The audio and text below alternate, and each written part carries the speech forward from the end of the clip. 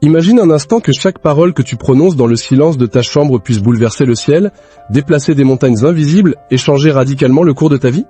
Beaucoup sous-estiment la prière, la réduisent à une simple routine, mais en réalité, elle est l'arme la plus puissante que Dieu a placée entre nos mains.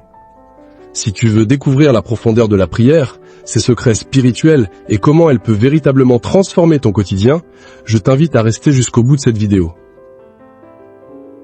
Avant de commencer, abonne-toi à cette chaîne pour ne rien manquer des prochains enseignements qui vont fortifier ta foi et t'équiper spirituellement. La prière n'est pas un monologue vide, ce n'est pas un discours religieux, ce n'est pas non plus une répétition mécanique de mots.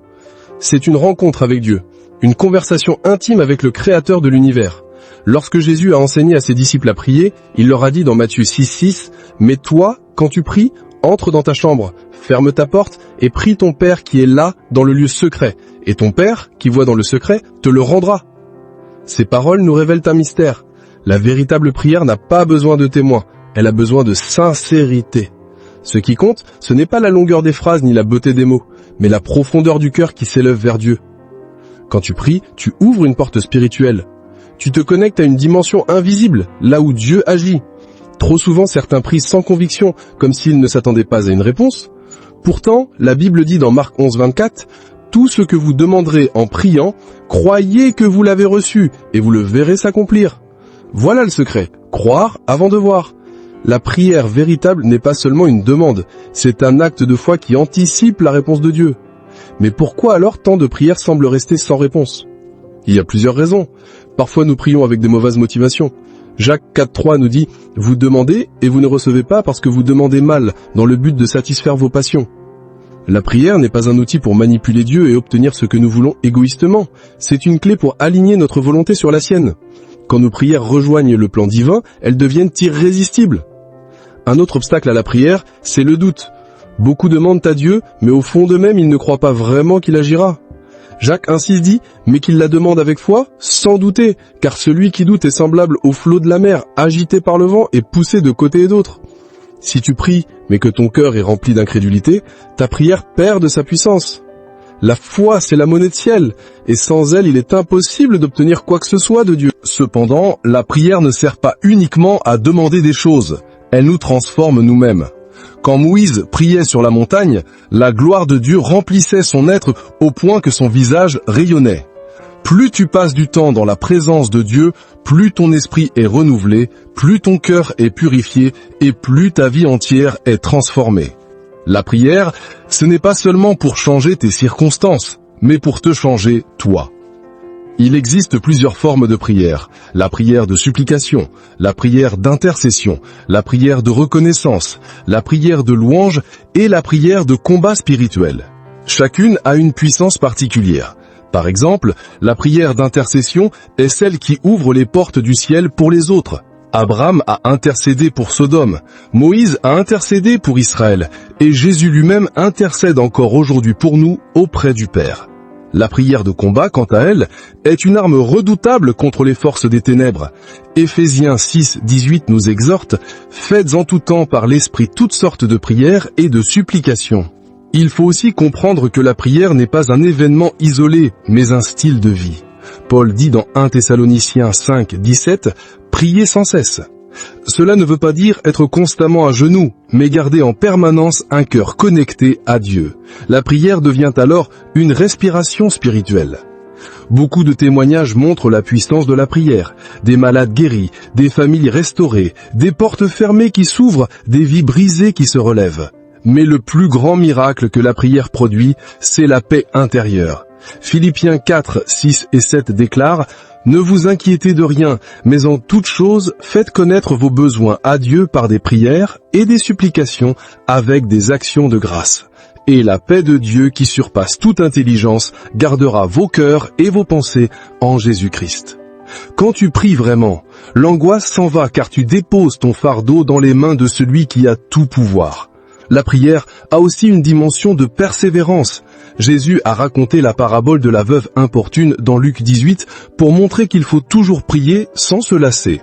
Trop de gens abandonnent juste avant que la réponse ne vienne. Dieu n'est jamais en retard, son timing est parfait. Continue à prier même si tu ne vois rien, car dans l'invisible, Dieu prépare ta réponse. Et il ne faut pas oublier que la prière est une arme redoutée par l'ennemi. Chaque fois que tu pries, tu affaiblis ses plans, tu brises ses chaînes et tu avances dans la victoire. Voilà pourquoi il essaye de t'empêcher de prier en te distrayant, en t'occupant ou en semant le découragement. Mais souviens-toi, un chrétien sans prière est une proie facile, mais un chrétien qui prie est une menace pour l'enfer. Alors, fais de la prière ta priorité. Ne la considère pas comme un dernier recours, mais comme ta première réaction. Quand tu te réveilles, prie. Quand tu te couches, prie. Quand tu es dans la joie, prie. Quand tu es dans la tristesse, prie. La prière doit être ton refuge, ton arme, ta source, ton souffle. Aujourd'hui, Dieu t'appelle à un niveau plus profond dans ta vie de prière. Il veut te révéler des mystères, te donner des victoires, transformer ton cœur et t'utiliser pour impacter les autres. Mais cela commence par un choix, celui de prendre du temps chaque jour pour chercher sa face. Alors, si tu comprends que la prière est bien plus qu'une obligation religieuse, mais une puissance divine qui change tout, commence dès aujourd'hui. Mets-toi à genoux, ouvre ton cœur, parle à ton Père, et tu verras, ta vie ne sera plus jamais la même. La prière n'est pas seulement un dialogue, elle est aussi un champ de bataille spirituel. Chaque fois que tu pries, tes paroles montent devant Dieu comme un encens, mais en même temps, elles dérangent le royaume des ténèbres. Souviens-toi de l'histoire de Daniel. Il avait prié et jeûné pendant 21 jours avant que l'ange vienne lui apporter la réponse. Dans Daniel 10, 12, 13, l'ange lui dit « Dès le premier jour où tu as eu à cœur de comprendre et de t'humilier devant ton Dieu, tes paroles ont été entendues et c'est à cause de tes paroles que je viens. » Le chef du royaume de Perse m'a résisté 21 jours, mais voici Michel, l'un des principaux chefs, est venu à mon secours. Cela nous montre une vérité essentielle. Parfois ta prière est exaucée dès le premier instant, mais l'ennemi tente de bloquer l'accomplissement de la réponse. C'est pourquoi la persévérance est indispensable. Beaucoup abandonnent au milieu du combat pensant que Dieu les a oubliés, alors qu'en réalité la bataille se joue dans l'invisible. Plus tu pries, plus tu renforces l'action des anges envoyés pour t'apporter la victoire. Il faut aussi réaliser que la prière est une semence. Chaque prière que tu fais est comme une graine que tu plantes dans le champ spirituel. Certaines graines germent rapidement, d'autres mettent du temps, mais aucune n'est vaine lorsqu'elle est déposée entre les mains de Dieu. C'est pour cela que Galates 6:9 nous encourage. Nous nous lassons pas de faire le bien, car nous moissonnerons au temps convenable si nous ne nous relâchons pas. La prière persévérante finit toujours par produire une récolte abondante. En priant, tu développes aussi ton oreille spirituelle. Beaucoup parlent à Dieu, mais peu prennent le temps d'écouter sa voix. Or, la prière est un échange. Après avoir ouvert ton cœur, il est essentiel de rester dans le silence, de méditer, d'écouter ce que le Saint-Esprit veut te dire. Souvent, nous cherchons des réponses à nos problèmes alors que Dieu veut d'abord nous donner une direction, une sagesse, une stratégie. Ésaïe 30:21 dit « Tes oreilles entendront derrière toi la voix qui dira « Voici le chemin, marchez-y ». La prière ouvre notre esprit à la guidance divine. Un autre aspect puissant de la prière est la gratitude. Trop souvent, nous faisons des listes interminables de requêtes, mais nous oublions de remercier Dieu pour ce qu'il a déjà accompli. Pourtant, la reconnaissance multiplie la bénédiction. Quand Jésus a prié devant les pains et les poissons, il n'a pas supplié Dieu, il a rendu grâce. Et c'est cette prière de reconnaissance qui a provoqué la multiplication. Si tu veux voir l'abondance dans ta vie, commence par remercier Dieu pour le peu que tu as. La prière est aussi un bouclier contre l'anxiété et la peur. Dans le monde d'aujourd'hui, rempli de crises, de guerres, d'incertitudes, beaucoup vivent dans la panique. Mais un cœur qui prie reste ferme, car il sait que son avenir est entre les mains de Dieu. Dans Psaume 91, 15, Dieu promet « Il m'invoquera et je lui répondrai. Je serai avec lui dans la détresse, je le délivrerai et je l'honorerai. » Voilà la puissance de la prière. Elle te garde en sécurité au milieu des tempêtes. Et plus encore, la prière rapproche ton cœur de celui de Dieu. Elle te fait passer du stade de simple croyant à celui d'ami de Dieu. Abraham était appelé l'ami de Dieu parce qu'il avait l'habitude de parler avec lui. Quand tu passes du temps en prière, tu découvres non seulement les bénédictions de Dieu, mais aussi son cœur, son amour, ses désirs. Tu entres dans une relation d'intimité où tu n'as plus peur de ses plans, mais tu apprends à te réjouir de marcher dans sa volonté. C'est pourquoi il est important de développer une discipline de prière. Fixe-toi des moments précis, comme Daniel qui priait 3 fois par jour. Crée une atmosphère de prière dans ta maison, un lieu secret où tu peux te retirer. La prière n'a pas besoin d'être compliquée. elle a besoin d'être constante. Même quelques minutes sincères chaque jour valent mieux qu'une longue prière occasionnelle sans engagement. N'oublie jamais que Jésus lui-même priait constamment. Pourtant, il était le Fils de Dieu, mais il passait des nuits entières dans la prière. Si lui avait besoin de chercher la face du Père, combien plus avons-nous besoin de le faire?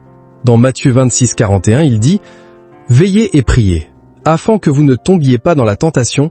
L'esprit est bien disposé, mais la chair est faible. » La prière est donc aussi une protection contre le péché. Enfin, la prière prépare l'Église pour le retour de Christ.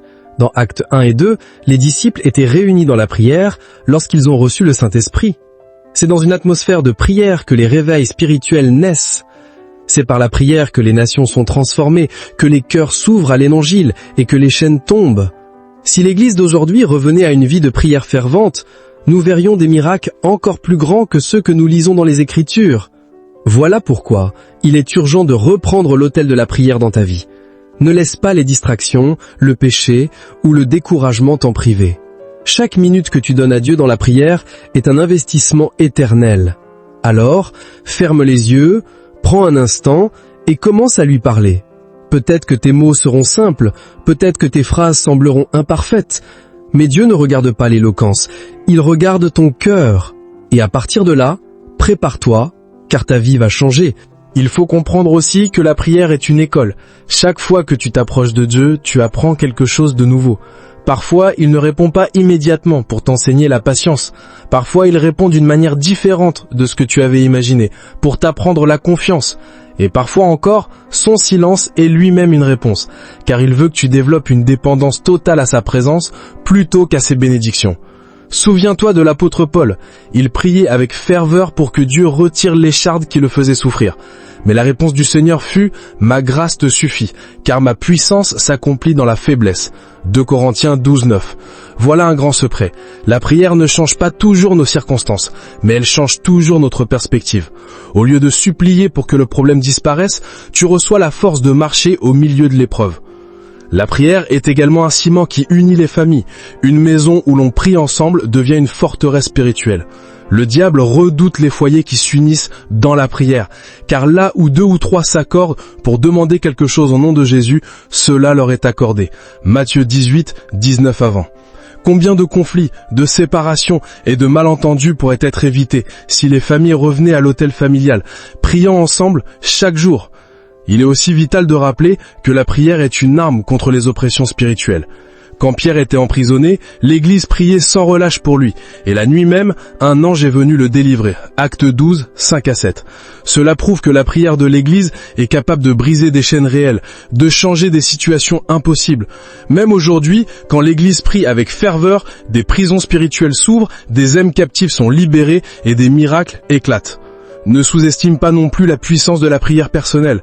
Certains pensent que seules les grandes assemblées peuvent provoquer des changements. Mais une seule personne qui se met à genoux peut bouleverser le ciel. Élie était un homme comme toi et moi, dit Jacques 5, 17. Et pourtant il a prié, et la pluie a cessé de tomber pendant 3 ans et demi. Puis il a prié de nouveau, et le ciel a donné de la pluie.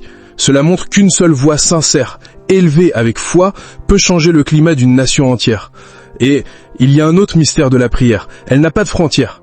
Tu peux être dans ta chambre et influencer une situation à l'autre bout du monde. Tu peux prier pour un missionnaire dans un pays lointain, pour un enfant malade que tu n'as jamais rencontré, ou même pour des dirigeants qui ne savent pas que tu existes. La prière traverse les océans, les murs, les prisons et atteint des lieux où toi-même tu ne pourras jamais aller physiquement. C'est pourquoi la prière est aussi un acte d'amour. Lorsque tu intercèdes pour les autres, tu deviens un canal par lequel la grâce de Dieu se répand. Tu t'oublies toi-même pour te tenir à la brèche en faveur d'autrui. Et Dieu récompense toujours ce cœur désintéressé. Job, par exemple, a vu sa situation restaurée lorsqu'il a commencé à prier pour ses amis.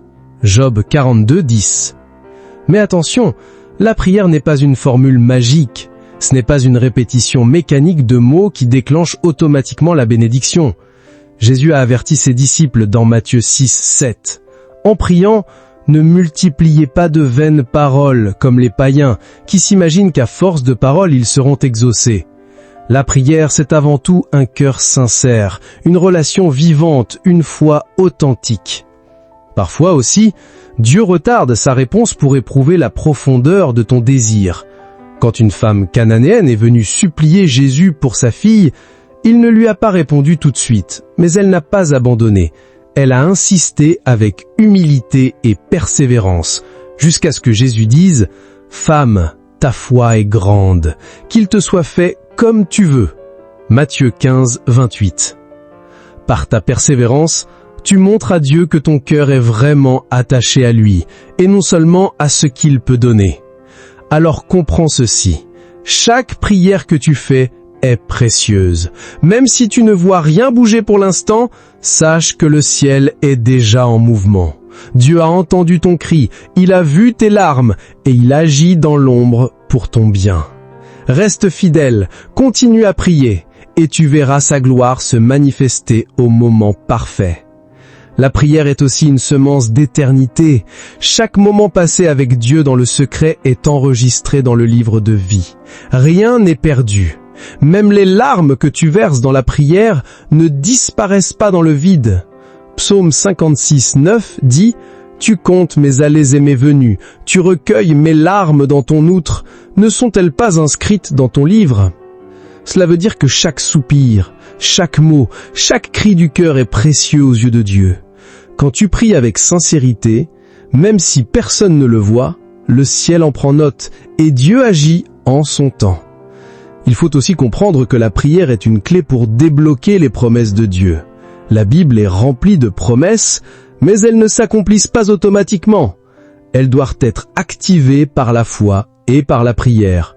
C'est comme une richesse déposée dans un coffre. Elle est à toi, mais il faut la clé pour l'ouvrir. Et cette clé, c'est la prière. Dieu a promis la paix, la guérison, la délivrance, mais tu dois t'approprier ces promesses par une prière confiante. Parfois nous voulons voir le changement autour de nous, mais Dieu commence d'abord par changer ce qui est en nous à travers la prière. Un cœur plein d'orgueil ne peut pas recevoir la bénédiction, un cœur plein de rancune ne peut pas goûter à la paix de Dieu. Voilà pourquoi Jésus a enseigné que, lorsque nous prions, nous devons pardonner à ceux qui nous ont offensés. Marc 11, 25. La prière est donc aussi un chemin de purification. Elle brise les chaînes de l'amertume et ouvre ton cœur à l'amour de Dieu. Un autre aspect important, c'est la prière dans l'esprit. Paul dit dans Romains 8, 26, « L'esprit vient au secours de notre faiblesse, car nous ne savons pas ce qu'il nous convient de demander dans nos prières, mais l'esprit lui-même intercède par des soupirs inexprimables. » Cela signifie que parfois nos mots sont limités, mais le Saint-Esprit prie en nous, avec nous et à travers nous. Lorsque tu laisses le Saint-Esprit conduire tes prières, elles deviennent puissantes et parfaitement alignées avec la volonté de Dieu. La prière est aussi une arme contre les attaques de l'ennemi. Quand tu es accablé par des pensées négatives, par des cauchemars, par des oppressions spirituelles, c'est dans la prière que tu retrouves la force. Jésus, dans le désert, a vaincu Satan non seulement par la parole, mais aussi par une vie de prière. Tant que tu restes connecté à Dieu, aucune attaque ne peut te détruire, car tu es couvert par sa présence. Il y a aussi une dimension prophétique dans la prière. Quand tu pries selon la parole de Dieu, tu déclares des choses qui ne sont pas encore visibles, mais qui existent déjà dans le plan divin. Tu appelles à l'existence ce qui n'existe pas encore. C'est exactement ce que fit Ézéchiel quand Dieu lui dit de prophétiser sur les ossements desséchés. Sa prière et sa déclaration ont ramené la vie dans un champ de mort, Ézéchiel 37. Toi aussi, ta prière peut redonner vie à des situations mortes, rallumer une espérance éteinte, restaurer des cœurs brisés. Et n'oublie jamais que la prière est un acte de foi qui ouvre la porte au miracle. Combien d'hommes et de femmes dans la Bible ont vu l'impossible devenir possible simplement parce qu'ils ont prié? Anne, stérile, a crié à Dieu et elle a enfanté Samuel, un prophète puissant. Josué a prié et le soleil s'est arrêté dans sa course. Paul et Silas ont prié et chanté dans la prison et les portes se sont ouvertes miraculeusement. À chaque fois, la prière a déclenché l'intervention surnaturelle de Dieu. C'est pourquoi le diable combat ta vie de prière avec acharnement. Il sait qu'un chrétien qui prie est invincible. Il essaiera de t'endormir, de t'occuper, de semer le découragement ou de t'isoler. Mais si tu tiens ferme et que tu fais de la prière ta priorité, tu deviendras une menace pour le royaume des ténèbres. Aujourd'hui, Dieu t'appelle à raviver le feu de la prière. Ne la vois pas comme une obligation, mais comme un privilège extraordinaire. Parler directement avec le roi des rois. Chaque fois que tu pries, le ciel s'ouvre, les anges se déplacent et la gloire de Dieu descend. Ne te prive pas de ce trésor. Alors que ce soit dans la joie ou dans les larmes, dans l'abondance ou dans le manque, dans la paix ou dans la tempête, fais de la prière ton arme et ton refuge. Et souviens-toi, la prière ne change peut-être pas tout en un jour, mais elle change chaque jour un peu plus ton cœur et ton avenir.